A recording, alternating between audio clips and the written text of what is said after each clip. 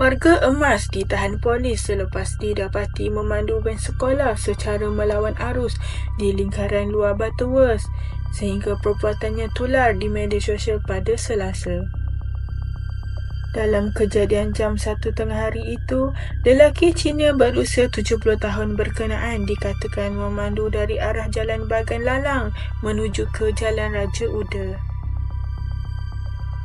Ketua Polis Daerah Seberang Perai Utara, Assistant Commissioner Anwar Abdul Rahman berkata, bagaimanapun ketika tiba di persimpangan Jalan Bagan Lalang memasuki lingkaran luar Butterworth, pemandu mendakwa berasa pening.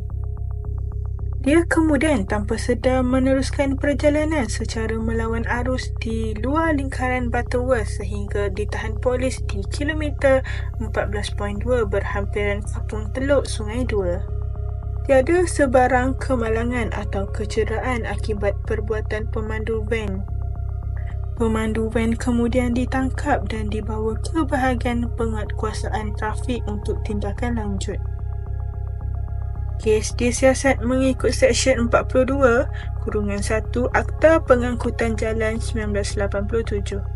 Sekiranya terdapat individu yang mempunyai maklumat mengenai kejadian ini diminta hubungi bahagian siasatan dan penguatkuasaan trafik IPDSPU di talian 0457579946 atau hadir di mana-mana balai polis berhampiran.